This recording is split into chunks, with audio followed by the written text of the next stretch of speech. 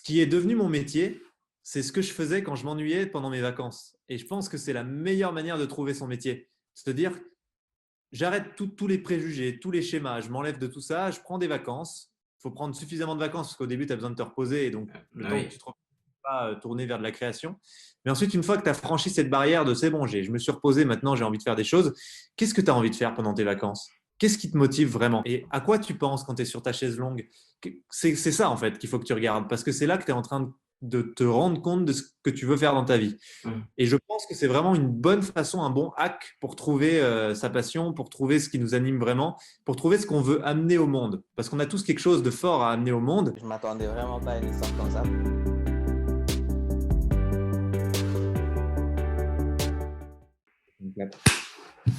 Bonjour Arthur, Salut. merci d'avoir accepté notre invitation ici à Boubakrelo pour le podcast Harmony Stories. Nous accueillons aujourd'hui Arthur et nous sommes très contents que tu aies accepté notre invitation. Tout d'abord, est-ce que tu peux te présenter brièvement à notre audience? Yes, c'est ben Arthur, du coup je suis entrepreneur optimiste depuis une dizaine d'années maintenant et cofondateur de Time for the Planet. Tu parles d'optimisme. Pourquoi c'est important aujourd'hui? Quand on connaît même la, la, la dynamique un peu du monde qui va, surtout dans ton domaine d'activité qui force au pessimisme un peu. Pourquoi c'est important d'être optimiste? Ben, parce que si on croit à rien, on fait rien, et si on fait rien, il se passe rien.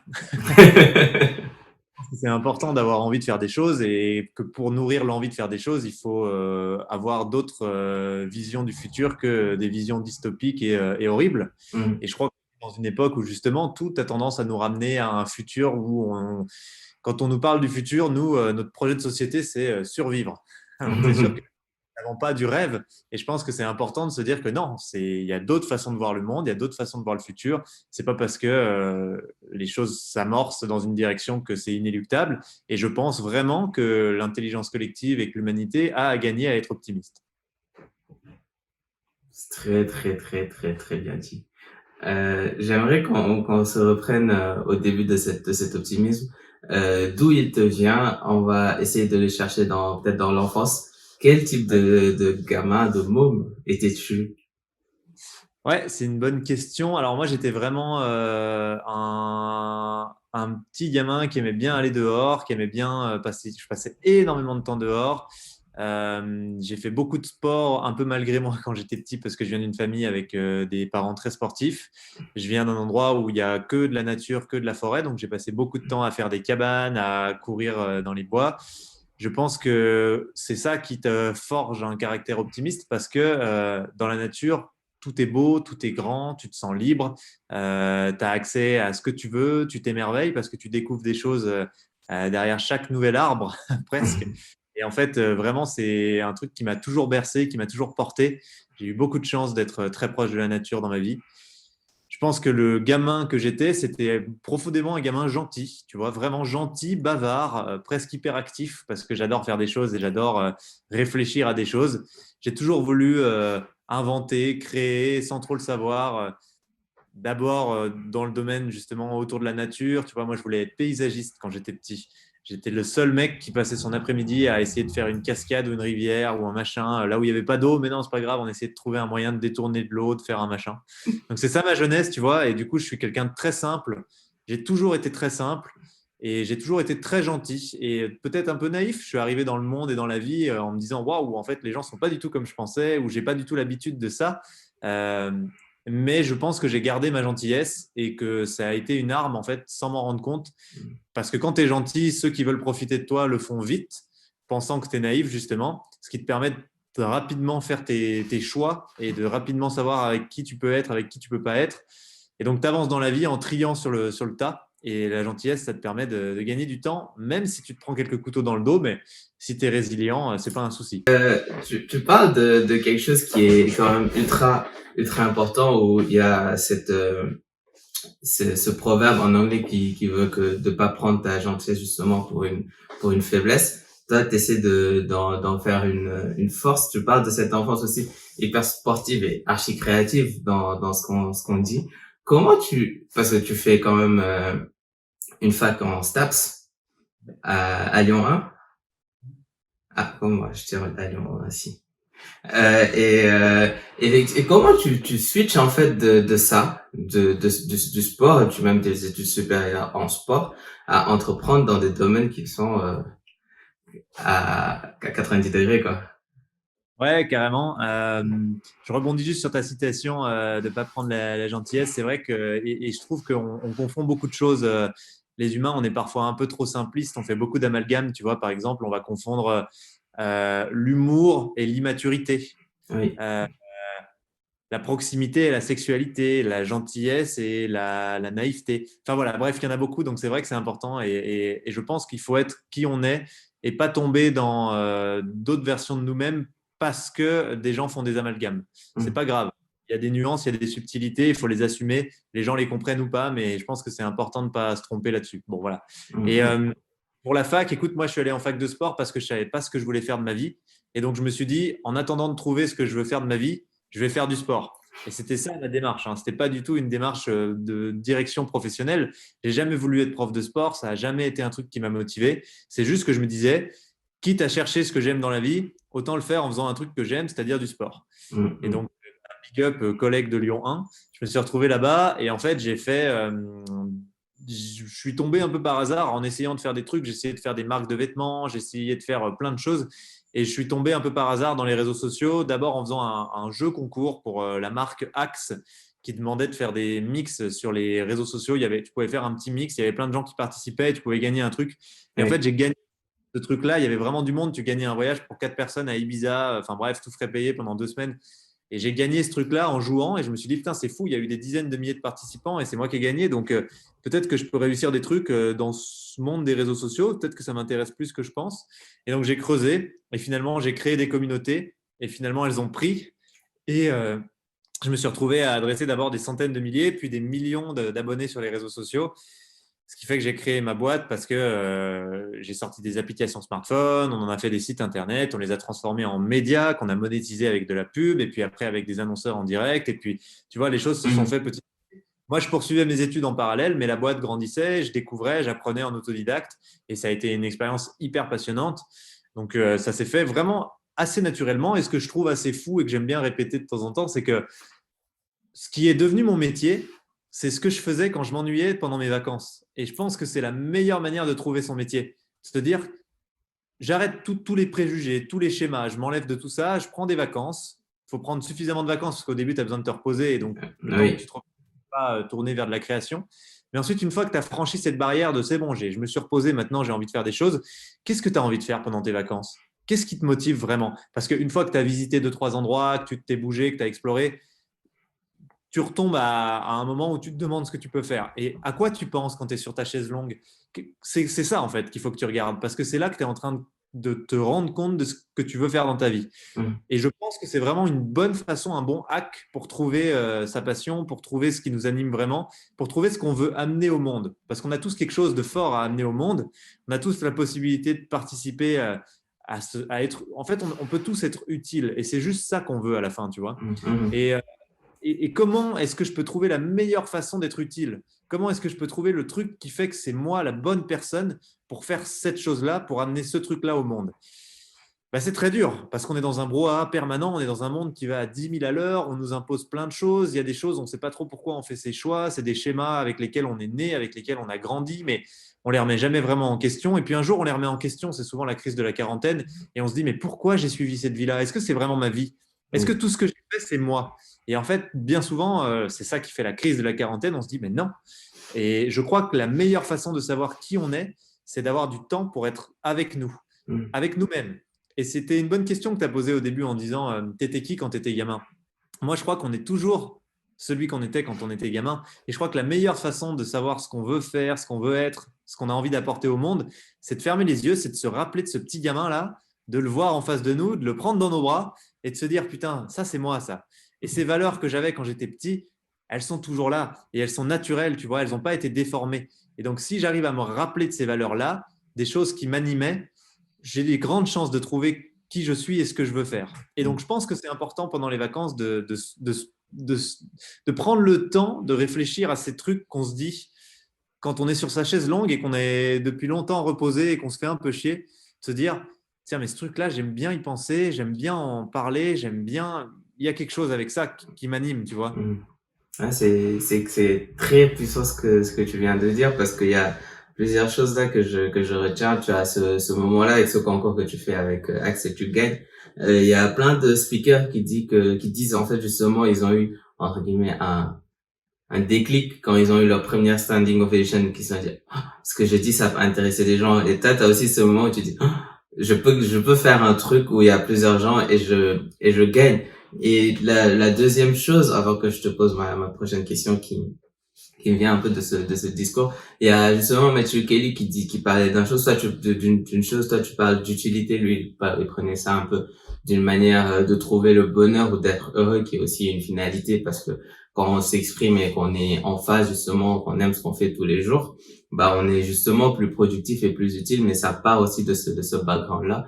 Et il dit que d'une part, nous voulons tous être heureux, et d'un autre côté, nous savons les choses qui nous rendent heureux. Et c'est un peu ce que tu dis avec quand tu es sur ta chaise longue et tu réfléchis à qu'est-ce que j'aime faire. Donc on sait quelque part au plus fond de nous ce qui nous rend heureux, mais il dit on ne fait pas ces choses-là. Il dit pourquoi? Et c'est simple parce qu'on est tous trop occupés à faire quoi? À essayer d'être heureux, à essayer de trouver cette chose-là alors au fond on le sait mais on prend pas le temps et c'est important ce que tu dis de prendre le temps de se rendre compte de ce truc-là pour aller vivre cette vie-là, et je trouve que c'est très fort. Et d'être honnête aussi, parce que on a tout loisir de nous mentir à nous-mêmes, tu vois, vraiment. Et c'est très facile de ne pas vouloir accepter de regarder les besoins qu'on a ou les choses qui nous font vraiment envie. Moi, ce que je trouve toujours intéressant, c'est justement quand tu es papa, moi je ne le suis pas, mais je vois, j'ai beaucoup d'amis qui le sont. Ouais, Souvent, les enfants, ils te posent des questions bêtes, mais en fait, elles sont pas bêtes, elles sont juste tout à fait vraies. On pourrait considérer qu'elles sont naïves, mais en fait, c'est les questions peut-être les plus simples et les plus intelligentes qu'on puisse avoir. Euh, Papa, pourquoi on a un robot qui nous réveille tous les matins alors que tu me dis tous les jours que c'est important de dormir? ouais. Tu te dis, putain, j'ai envie de lui dire, tu comprendras quand tu seras plus grand, mais en fait, je suis moi-même en train de me mentir en disant ça. Oui, Il a raison et sa question, elle est vraie. Et en fait, il y en a beaucoup des questions comme ça. Tu vois, quand un gosse te dit, pourquoi tu vas au travail tous les jours? Tu as intérêt d'avoir une vraie réponse à lui donner. Si oui. c'est tu comprendras quand tu seras plus grand ou parce que c'est obligé, il y a un problème, quoi. Faut le regarder. Et c'est pas évident. Ah non, c'est clair. Et ils disent tellement pourquoi les enfants. Ah ouais. Et même des Dès que je suis au contact d'un enfant, j'essaie de me dire, réponds-lui une vraie réponse, quoi. Sois honnête et profites-en pour être honnête avec toi-même. C'est important, tu vois. Ils entendent, c'est pas des trucs débiles, les enfants. Ils comprennent tout. Ils comprennent très bien. Je me Ah non, rappelle c'est quand j'étais clair. enfant, justement, je comprenais tout. Et des fois, je me disais, ils me prennent pour un con, putain. Tu sais, ils croient que je suis un débile. Mais en fait, tu as envie de leur dire, mais et c'est pour ça que quand je regarde les gosses, je me marre parce que je me dis, il a 4 ans et tout le monde le prend pour un débile à lui parler comme s'il était abruti fini, mais il comprend très bien ce qu'on est en train de dire. Oui, Vraiment. oui, oui. Ah, c'est clair. Et il y a cet effet miroir-là où lui, justement, n'est pas sujet à toute cette pression sociale qu'on se met, qu'on s'accroche et il a justement, du coup, le recul qu'on a perdu. Et de se poser vraiment les questions de base qu'on a oublié, et qu'on arrête de se poser. Et tu as Et, dit le mot, c'est le recul. oui, Nous, on est absorbé par un monde qui n'est pas le vrai monde. En fait, ça représente 0,1% du vrai monde, ce truc dans lequel on est et qu'on appelle la vie. Ce truc dans lequel il faut aller au travail, il faut prendre des métros, il faut rester dans des murs de béton, la gueule dans un écran toute la journée. C'est pas la vie, ça. C'est pas hum, la vie. Et un hum, gosse, il voit la vie dans son ensemble. Et moi, je pense que si tu passes à côté du reste, c'est-à-dire la nature, l'émerveillement, les gens qui sont autour de toi, les réflexions avec toi-même, tu vis pas, en fait. Tu passes à côté de 99,9% de la vie. Et ça, c'est hyper dommage. Mais parce que on a créé un peu aussi une société où, et c'est très paradoxal, hein, mais on est un agent économique, en fait. On n'est plus hum, que ça. Mais qui a décidé ça? Parce qu'en fait, c'est à chier comme vision des humains. J'ai pas envie d'être un agent économique, moi. Ça m'emmerde. Je veux pas ouais, être limité à ça. Et en fait, ce qui est dingue, c'est que c'est paradoxal. C'est nous-mêmes qui le faisons, ce truc-là. C'est nous le système. Et en fait, ça vient du fait que on a une dissonance entre tous nos comportements sont motivés par la survie. oui, Tous, tous. Et donc la survie, ça passe par la fainéantise.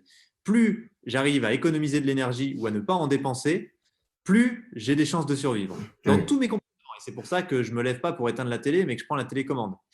C'est de la survie, au fond. Et donc, tous nos comportements motivés par la survie, qui nous emmènent à être les plus fainéants possibles, font qu'on s'organise collectivement, qu'on fait société et qu'on se fait confiance pour avoir le moins d'énergie possible à dépenser en simplifiant nos quotidiens. Mais là où ça devient dissonant et incroyable, c'est qu'en voulant simplifier nos quotidiens et faire des choses avec le moins de dépenses d'énergie possible, on a créé une société qui est une machine d'une complexité qui nous dépasse. Oui. Et donc, ça nous épuise et ça nous prend de l'énergie parce que c'est devenu tellement complexe et ça nous impose tellement de choses, toute cette organisation qui, normalement, devrait nous permettre de faire le moins de trucs possible, que ça devient paradoxal, quoi. Mais ça, c'est assez incroyable, je trouve ça fascinant. Et c'est justement dans cette machine-là qu'on a perdu l'humanité, notre sens d'humanité, entre guillemets, et qu'on a tous des œillères orientés objectifs et résultats. Et c'est ça qui est le plus dommage, parce que même on voit maintenant dans la manière d'éduquer les enfants, c'est tac tac orienté résultat. Est-ce que t'as fait ça, t'as rangé ta chambre, t'as fait tes devoirs, t'as eu 15 sur 20, non, non, tu dois avoir 18 sur 20. Et on instaure justement ces trucs-là dans les cerveaux humains depuis le bas âge, que c'est justement ce que tu parlais tout à l'heure, ce dont tu parlais tout à l'heure à 40 ans, qu'on se dit, mais c'est pas ça la vie. C'est vraiment pas ça la vie. Et qu'est-ce qui me fait kiffer? Là où je m'en fous du résultat. Et là où c'est subtil, c'est qu'en même temps, si on ne s'était pas organisé collectivement, si on n'avait pas créé ces croyances communes qui nous permettent de collaborer à plusieurs millions, à plusieurs milliards, est-ce qu'on ne serait pas fait déglinguer par des prédateurs? Est-ce qu'on ne serait pas en galère, en train de flipper, de se faire bouffer? Parce qu'en fait, c'est aussi ça, c'est qu'on a réussi à créer un truc, une dominance, une domination du fait qu'on utilise l'intelligence collective très très bien, mais on se prend à notre propre jeu. Et en fait, c'est une question d'équilibre à la fin. Tu vois, c'est Time to Planet, c'est ça aussi. On ne va pas dire que tout ce qu'on a fait et tout le système est acheté. Il y a plein de trucs incroyables. Ça a augmenté l'espérance de vie, ça a réduit la pauvreté. C'est vrai. Si tu regardes les chiffres de l'ONU, l'humanité va dans le bon sens, en fait, vraiment. Mais il y a des seuils de contre-productivité et on arrive à des stades avec certains modèles où il faut savoir les remettre en question et continuer d'avancer. Donc, faire des mises à jour, s'améliorer, quoi. C'est de l'essai-erreur. Et finalement, c'est ça pour tout dans la vie. Et je crois que du coup, c'est ce juste équilibre qui est très difficile à trouver. Et comme on est des milliards, qu'on a beaucoup de concepts, qu'on a beaucoup de points de vue, forcément, ça devient complexe. Et aucun d'entre nous peut avoir la prétention de dire qu'il comprend tout ça dans son ensemble. Et c'est ça qui est peut-être beau aussi, c'est qu'on arrive à faire quelque chose qu'on ne comprend pas forcément, mais qu'on arrive à faire avancer, quoi. C'est un peu une boîte noire, et je pense que l'être humain, unitairement, est déjà un être hyper complexe. Dans mes 7, bientôt 8 milliards, ça devient un truc d'une complexité inouïe, quoi. C'est pour ça qu'il nous faut absolument, et c'est ce qu'ont fait les religions, en fait. On a besoin de croyances, de projets de société. On n'a plus de projet de société. On ne sait pas où on va.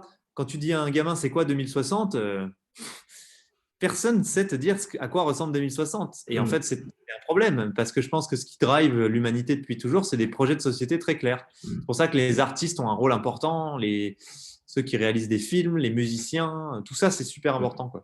Et souvent, on le néglige un peu. C'est très fort, parce qu'il y avait l'an 2000. C'était un horizon. C'était des voitures qui étaient dans le ciel pour tout le monde. C'était c'était sûr. C'était l'énergie infinie. C'était les voyages dans l'espace. Tu vois, c'était clair et net. Et tu demandais à n'importe qui et il te disait ça. Et aujourd'hui, tu dis, c'est quoi l'an 2100 ? Au mieux, on voit un mix entre Walking Dead et un grand barbecue géant où c'est le rôle d'aller le feu, quoi. Tu vois, c'est pas ouf quand même. Hein. Non, c'est pas une belle image. Et donc, on manque d'un projet de société. Et c'est pour ça que l'utopie, elle est importante, et que l'optimisme, il est très important pour moi. Parce que si on n'est pas capable d'être optimiste pour ce projet de société, en fait, il va se passer ce qu'on voit. C'est-à-dire, c'est lui qui dit si tu peux le rêver, tu peux le faire. Mais ça marche aussi dans le sens de la dystopie. Si tu imagines un monde pourri, malheureusement, tu vas vers ce monde-là, quoi. On a besoin d'avoir d'autres horizons. Et c'est clair que c'est aussi la puissance du cerveau humain sur nous-mêmes, parce qu'on a vraiment une tendance plus forte à croire en ce qui sort de notre bouche. Quand on dit tout le temps un truc, notre cerveau, il croit dur comme fer, et c'est aussi un des dangers. Enfin, j'ai un peu digressé après pour revenir, mais ce qui crée aussi une grande polarisation d'opinion sur les réseaux sociaux, parce que il y a des gens qui disent certaines choses tout le temps de leur bouche et qui n'entendent que ces choses-là en retour, déjà que leur cerveau y croit à fond. quand on a cette confirmation, ça fait on se retrouve avec des gens qui n'arrivent plus à se parler. Mais ça, c'est un autre sujet pour, pour une autre journée. C'est très vrai, c'est le biais de confirmation. On a tendance à apprécier ou à croire quelqu'un qui nous dit quelque chose qui nous rassure et qui va dans le sens de nos croyances. Quelqu'un qui va à l'opposé de nos croyances ou qui dit quelque chose qui nous fait peur, on n'a pas envie de le croire. Et pourtant, il a peut-être bien raison. Et ça s'appelle le biais de confirmation. Et c'est vrai que c'est un gros souci et que c'est très important de s'en extirper. Et je ne suis pas sûr que ça soit simple, ni pour moi, ni pour toi, ni pour Non. toi. Non, c'est très clair. J'aimerais aussi, du coup, dans ce que tu dis, parce que tu amènes cet optimisme-là et tu dis que l'humanité va dans le bon sens, avec des guillemets, à un certain degré. Est-ce que tu peux nous en dire un peu plus, justement, parce qu'on essaie juste avec Time for the Planet d'aller dans une direction quand même un peu plus écologique, où tout le monde nous dit de ce côté-là, on est en train, dans l'arbitrage qu'on a fait pour aller dans le bon sens, on a oublié ce truc-là. Pourquoi c'est important de rappeler aux gens qu'on va dans le bon sens, mais il faut pas occulter certaines choses qui sont fondamentales à notre survie quand même. Tu peux pas trouver des solutions si tu n'as pas fait des erreurs. Et donc, je pense que l'humanité, elle avance en faisant des erreurs, et c'est normal de faire des erreurs. Et ce qui est important, c'est de voir ces erreurs et c'est de trouver des solutions. Et en fait, c'est ça la course de l'humanité. Hein. On a franchi 1 million d'étapes où on a eu des difficultés et c'était pas simple. Et en fait, je crois que il faut pas tomber dans le catastrophisme chaque fois qu'il nous arrive un truc. L'humanité, elle suit son avancée un peu folle que personne ne maîtrise vraiment. Mais en tout cas, ce qui est sûr et certain, c'est que c'est pas parce qu'on fait des erreurs que tout est fini et que tout s'arrête. Au contraire, c'est très bien, c'est une nouvelle étape. Moi, je crois que la seule chose qui nous met en danger, c'est le conservatisme. C'est de se dire, je vais rester sur ce que je connais parce qu'on a toujours fait comme ça. C'est pas vrai. On n'a pas toujours fait comme ça. Ça fait 100 ans qu'on fait comme ça. Et tu vois, vraiment, il y a plein d'exemples comme ça qui te montrent qu'on n'a pas du tout toujours fait comme ça. Ne serait-ce que l'entreprise qui aujourd'hui est vécue comme est définie même en France comme une entité qui doit générer du profit pour distribuer ce profit à ses actionnaire. C'est pas du tout la définition de l'entreprise et l'entreprise, elle n'a pas du tout fonctionné comme ça avant. C'était pas du tout ça l'entreprise à la base. C'était le bien commun. Et donc, on n'a pas à réinventer le feu et on n'est rien en train d'imaginer d'incroyable en disant juste attendez les gars, on a un peu dévié, revenons. Et en fait, on fait juste des mises à jour régulières. Le siècle d'avant, on a augmenté l'espérance de vie drastiquement parce qu'on a, grâce aux énergies carbonées, développé tout ce qu'on connaît, des outils. On a réduit le taux d'analphabétisation. Enfin bref, on a fait plein de trucs. Mais par contre, il ne faut pas se satisfaire de ça et dire c'est parce qu'on a réussi ça avec ça que c'est la bonne direction. Il faut se dire très bien, on a avancé d'une marche, mais on voit bien que là, ça nous a amené d'autres problématiques, notamment le climat qu'on a eu, de la biodiversité, il y en a plein. Il faut être capable d'avancer encore d'une marche. Et donc, comment est-ce qu'on met à jour ça? Comment est-ce qu'on réimagine ces modèles-là? Et je ne sais pas pourquoi ça fait tant peur et pourquoi on est tant arc-bouté sur ce qu'on a déjà fait, sûrement parce qu'on sait que ça marche et que ça nous rassure et que l'inconnu fait peur. Et ça, c'est un biais du cerveau humain. Oui. Mais en tout cas, je pense que moi, je suis toujours optimiste parce que je me dis, on avance, voilà, c'est tout, on avance. Et il faut faire des mises à jour. Et c'est comme ça. Si tu veux que je te dise, on va devoir en faire. Donc, de toute façon, on va devoir en faire. Et je suis optimiste aussi pour ça. Parce que quand il atteint un seuil de contre-productivité, notre système, on voit bien que le système, il fabrique plus du bonheur là. C'est plus un monde où les indicateurs de performance, c'est le bonheur, le bien-être. C'est plus vrai. En fait, on est allé trop loin. C'est ça la contre-productivité. Et je crois que c'est génial qu'on ait cette crise environnementale énorme parce qu'en fait, on n'a plus le choix et on ne peut pas être conservateur. On ne peut pas parce que sinon, je peux te dire qu'on va nous foutre dehors à grands coups de pied au cul. Ça va être subi en fait la mise à jour. Et c'est soit on la subit, soit on l'initie. Tant mieux, initions une mise à jour puisqu'on a une énorme raison de le faire et qu'en fait, on se rend bien compte qu'on est arrivé à un stade du système qui nous satisfait plus. Enfin, si c'est un système qui a du malheur, du stress, de la dépendance et des choses qui ne sont pas positives pour nous, profitons de cette opportunité qu'on a de faire une mise à jour pour le faire. Voilà. Et c'est magnifique ce que tu dis parce que ça s'appelle aussi un peu le syndrome du rétroviseur.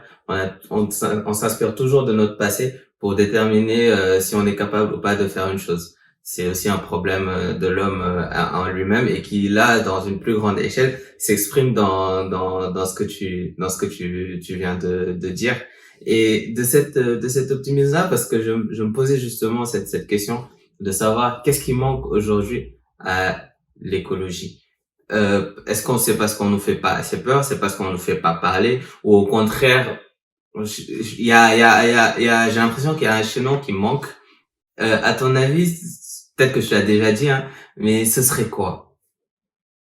Déjà, tu vas voir, ça va se relier, mais c'est une très bonne analogie que tu prends avec le rétroviseur et j'apprécie cette discussion parce que tu as des super références. Moi, j'entendais quelqu'un qui parlait de ça il y a quelques temps de ça déjà, je ne sais plus qui c'est, et bon, peut-être que les gens qui nous écoutent sauront, mais qui disait, est-ce que tu as déjà vu quelqu'un qui pilote une voiture en regardant que dans les rétroviseurs? Parce qu'à mon avis, il va se prendre un mur.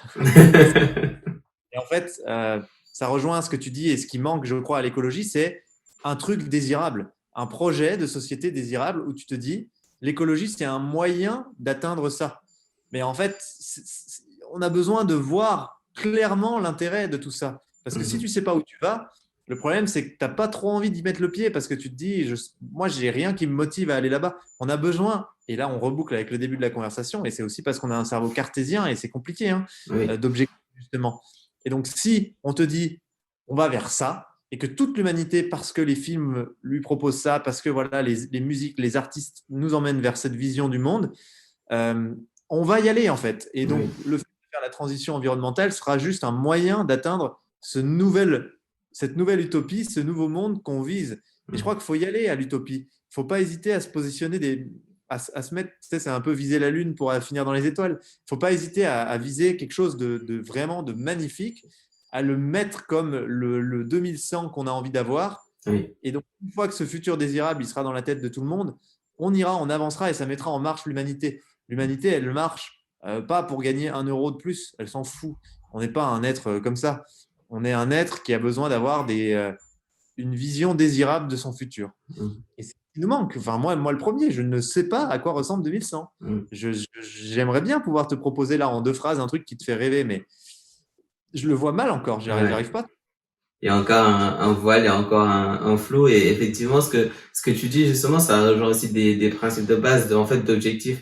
Parce que là, on a souvent un message catastrophique, en fait, et ça, personne n'a, entre guillemets, envie d'aller à la guerre, quoi. On va mourir. Bah, autant kiffer tout de suite, quoi. Parce que dans tous les cas, on va mourir. Et justement, ce que tu dis de donner un projet et de dire qu'en fait, tout ce courant-là écologique, c'est d'arriver à ça.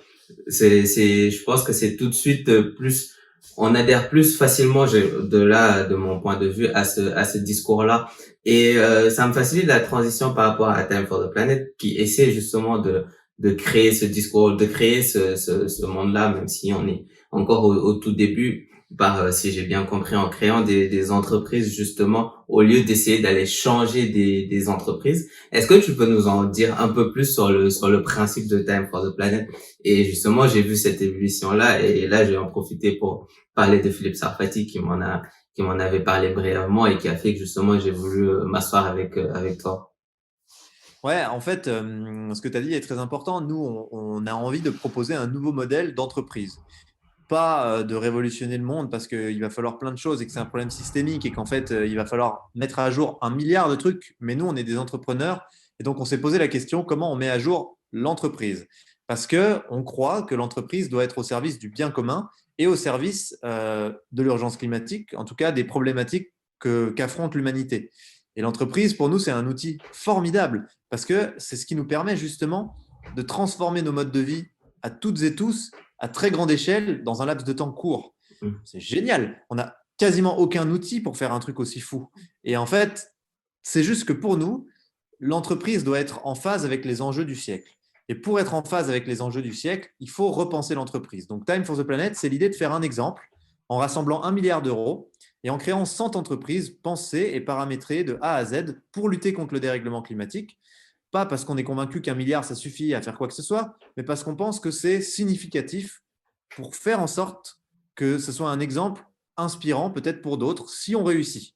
Et Mm. donc, nous, notre vision de ça, c'est de dire qu'une entreprise, aujourd'hui, elle doit permettre de décarboner nos modes de vie. Elle doit être entièrement pensée pour que nos modes de vie soient les moins impactants possibles et que ça nous permette de garder un monde vivable. Ce qui n'est pas le cas aujourd'hui. Et donc, on croit que l'entreprise peut être la solution et pas le problème. mais il faut la repenser. Donc nous, l'histoire de Time, c'est qu'on est 6 entrepreneurs, on a monté des boîtes dans différents secteurs. C'est ça, cette passion commune de l'entrepreneuriat qui nous a réunis autour du sujet.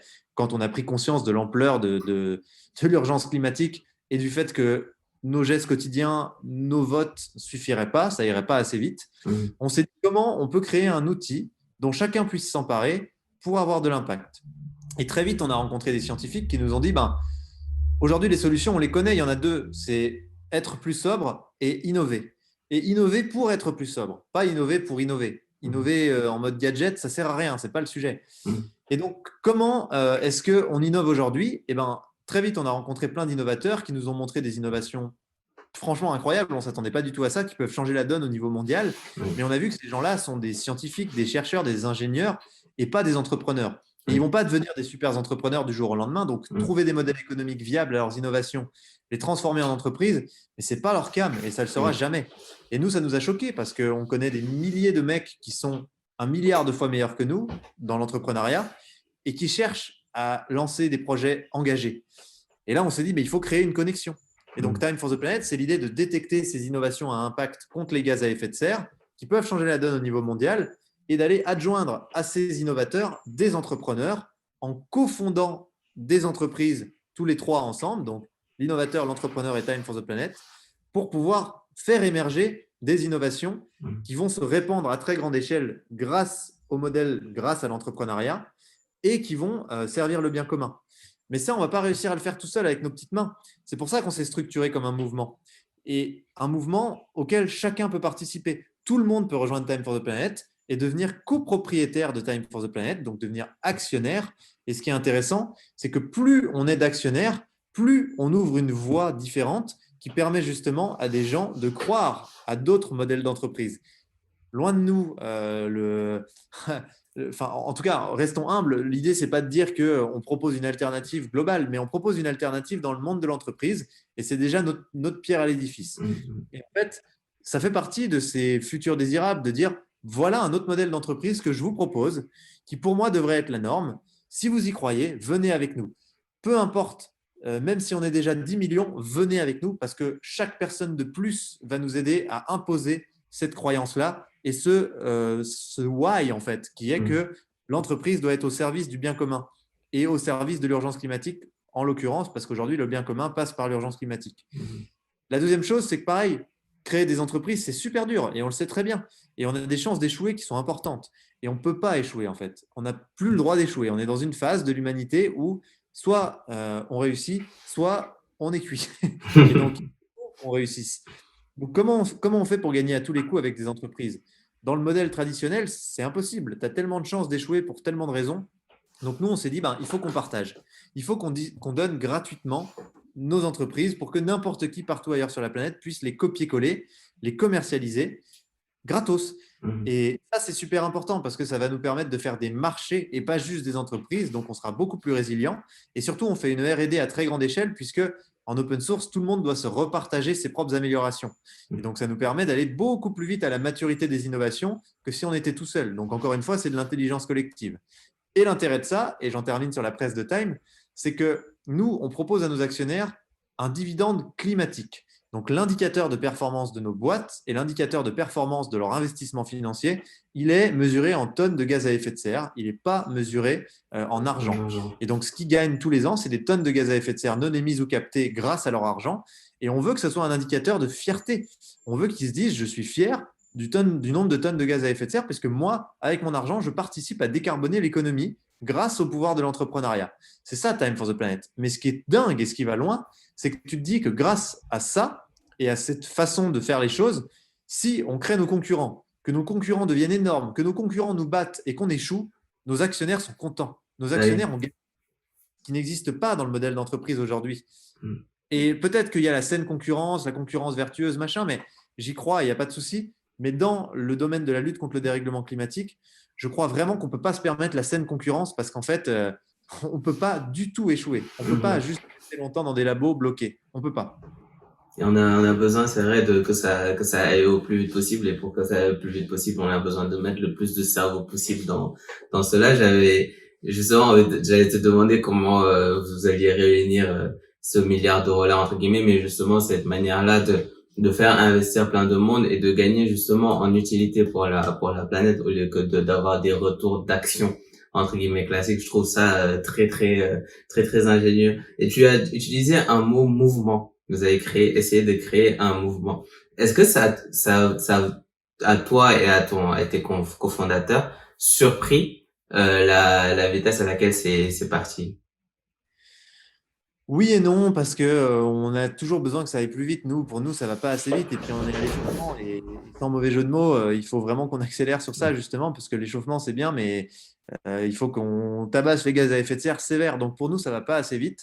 Euh, il faut qu'on soit meilleur. Il faut qu'on arrive à justement avoir plus de cerveau pour nous aider. Il faut qu'on arrive à responsabiliser plus les gens qui sont autour de nous pour qu'ils comprennent que leur rôle, c'est de nous aider à accélérer parce qu'on n'y arrivera pas sans eux et que sans eux, on n'est rien du tout.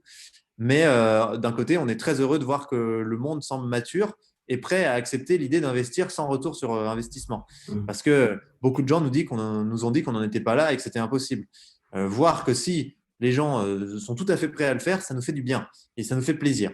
Mais ça va être très difficile et il faut qu'on accélère sur 1 million de trucs. Il faut qu'on trouve des leviers justement pour se faufiler dans un système qui est déjà très établi et qui a du mal à bouger. Il faut qu'on arrive à trouver des hacks pour avancer et continuer de, de, de prendre de la place un peu partout. Mm. Et tu veux, moi, ce que j'imagine là, en parlant de ça, c'est la première fois que je fais cette analogie, mais c'est un peu comme si tu avais un immense bloc de béton qui bouge pas, qui est là depuis très longtemps, et tu as des toutes petites fêlures, des toutes petites fissures, il faut qu'on s'engouffre dedans, et on n'est pas nombreux, et on doit passer là-dedans, jusqu'à réussir à faire péter le béton pour que ça s'écarte, et que des très gros acteurs viennent nous aider.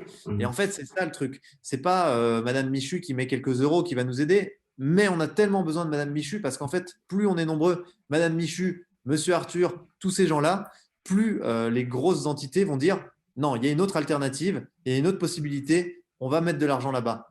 Et en Mm. fait, il faut qu'on flèche les financements vers Time for the Planet le plus possible parce que et il n'y a que en étant très nombreux qu'on y arrivera.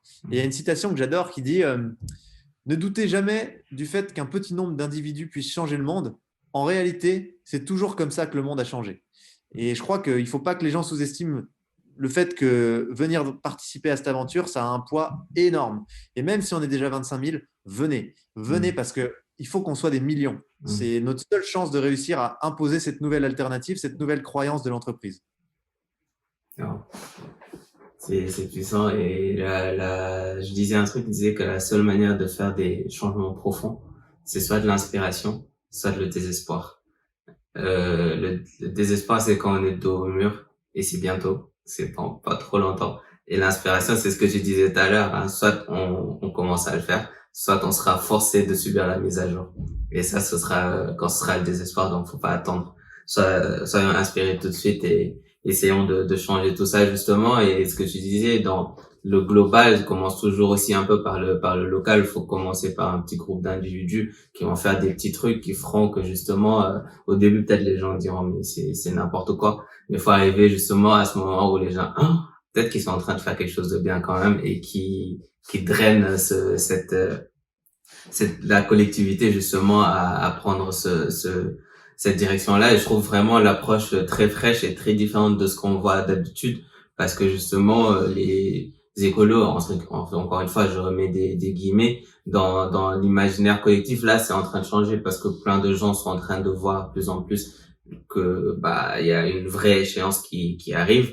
Mais je trouve que la manière de communiquer, il y avait un truc qui manquait dans les manières de faire aussi. Et je voudrais te poser cette question-là avant d'aller sur le dernier segment de cette discussion-là, parce que j'avais trouvé ça aussi hyper ingénieux. Pourquoi pisser sous la douche ne suffira pas? Alors ça, c'est mon associé Laurent qui l'a sorti assez spontanément. Il disait dans les conférences au début, il disait bon, on a fait pipi sous la douche et puis ben, on s'est un peu senti démuni. Et en fait, je trouve que le pisser sous la douche ne suffira pas. Il est très bon parce que il n'est pas culpabilisant, il n'est pas moralisateur parce que c'est anecdotique et c'est fun. Et en fait, c'est un gros sujet de l'écologie, ça d'être moralisateur, ça fait pas avancer les gens. Hein. Quelqu'un qui vient de faire la morale, à part t'emmerder, ça te met pas dans l'action. Oui. Mais le pisser sous la douche, comme il est léger, qui fait un peu marrer, c'est la bonne manière de dire les gars, on n'en fait pas assez, il nous faut d'autres solutions, sans que ça soit culpabilisant et au contraire en faisant rire les gens. et c'est quasiment impossible de trouver des trucs comme ça, tu vois. Et celui-là, il marche bien. Donc c'est important, je trouve. Moi, ce que j'aime bien dire, c'est on nous parle du plus grand challenge de l'histoire de l'humanité. Et nous, en face de ça, ce qu'on peut faire, c'est acheter une trottinette. Bon, bah, tu vois, c'est un peu la même chose, quoi. C'est sympa et c'est fun. C'est une bonne façon de te le faire comprendre et tu te marres au lieu de te dire putain, il m'emmerde ce mec, il me fait peur et en plus, il vient me stresser, quoi. Non, c'est clair, et je pense que justement c'est ce canal de communication là qui me manquait justement pour pouvoir rallier les gens, d'être un donneur de leçons. C'est pas bien si tu fais ça, tu vas crever. Et ça, on n'a pas trop envie. C'est un truc tout bête, hein, quand tu viens dire à quelqu'un ça va, et te dit non, ça va pas, commence à t'exposer tous ces problèmes. Déjà, si chaque jour il te redit la même chose, à moi tu auras plus besoin, tu trop plus envie de lui dire bonjour, tu vois. Donc c'est un peu cette chose-là qui manquait, qui manque, en tout cas, d'une manière plus globale, et que vous êtes en train de discuter. Et je trouve ça hyper ingénieux. J'aimerais te poser des petites questions rapides pour finir cette discussion. C'est qui la personne qui t'a le plus inspiré dans ta vie? Le plus dans ma vie, la rencontre la plus inspirante que j'ai fait récemment, c'est Nicolas Hulot, que je trouve vraiment brillant, génial, bienveillant, extrêmement cultivé. Enfin, vraiment, c'est quelqu'un que j'apprécie énormément. La personne qui m'inspire le plus que je ne connais pas personnellement, c'est Nelson Mandela. Mm. Nelson Mandela, c'est toujours été une lumière dans mes réflexions et je trouve ce gars incroyable de chez incroyable. Et la personne qui m'a le plus inspiré dans ma vie quotidienne depuis que je suis petit, je pense que c'est mon grand-père. Dans toute sa simplicité, dans toute son honnêteté, dans sa lecture du monde simple. Parce qu'on a besoin d'être simple, en fait. On en a besoin. Voilà. La simplicité, c'est la clarté. Exactement. C'est quoi le truc qu'il te faut dans ta vie de tous les jours? Elles sont géniales, tes questions. Un truc fondamental. Honnêtement, hein, j'adore ma vie. Hein. C'est très bizarre de dire comme ça, mais je suis très heureux dans ma vie. Je me sens bien. Du coup, qu'est-ce qu'il me faut? La santé. La santé. Ouais. Je veux garder la santé. S'il y a un seul vœu que je veux que je fais, c'est est-ce que je peux garder ma santé? Voilà. C'est très important, c'est très important. 2 livres qu'il faut lire. Sapiens, ça permet de vraiment comprendre le cheminement de l'histoire humaine, d'où on vient, presque où on va, et Le Bug humain, qui permet de comprendre qu'il y a une dissonance entre notre cerveau ancestral et notre cerveau complexe, donc le cortex, et ça explique beaucoup de choses, beaucoup de comportements qu'on a du mal à s'expliquer sur la société de manière générale. Je pense que tu lis ces 2 livres à la suite, tu changes complètement de point de vue sur tout, sur la civilisation, sur plein de choses. La personne que tu aimerais voir sur ce podcast maintenant que tu t'es prêté à l'exercice. Fontiac, qui est un ami, qui est un musicien, qui a traversé des choses dingues, qui a commencé par la vie de star à 13 ans avec une explosion. Il se retrouve à Coachella, bon, bref, en mode artiste, et qui ensuite retombe dans l'anonymat total à la suite de la séparation de son groupe et se voit toutes les portes fermées alors qu'il est à un stade de sa vie où il est très encensé. Et donc lui, il a traversé plein de choses, du harcèlement scolaire à la célébrité, de la célébrité à l'anonymat. Et donc, il a traversé beaucoup de choses qui lui ont… Je trouve qu'il a eu un développement personnel extrêmement intéressant, qui n'est pas fini comme pour tous, hein, mais je crois que les leçons qu'il a appris à travers cette espèce de mise en lumière, puis échec, puis mise en lumière, puis échec encore, enfin, tout ce qu'il a vécu sont riches. Et donc, je sens un peu l'énergie de ton podcast et ce que tu fais, et je trouve ça, à mon avis, pertinent d'accueillir. Je suis très content d'avoir eu cette discussion avec toi, très agréablement surpris, justement par tout ce que tu nous as dit sur la connaissance de soi-même, sur l'importance d'être optimiste même dans ces temps-là où il y a un énorme voile de pessimisme qui est un peu partout, et c'est que comme ça qu'on verra le bout, parce que c'est que comme ça qu'on envisage une suite. Le pessimisme nous force une fin l'optimisme nous force à avoir une suite et je trouve ça hyper intéressant. J'envoie toutes mes bonnes énergies. J'espère que ça se fait de ouf et que vous cassez tout. Je te laisse le mot de la fin pour clôturer cette belle discussion. Ouais, bah, merci beaucoup. Je trouve que tu es un grand sage. Pareil, tu as sorti plein de choses qui m'ont fait très plaisir et j'ai vraiment apprécié la discussion. Donc, le mot de la fin, c'est continue à faire exister ce que tu fais exister à travers ton podcast, qui est beaucoup plus que juste deux voix qui discutent. Mm. Bravo. Merci.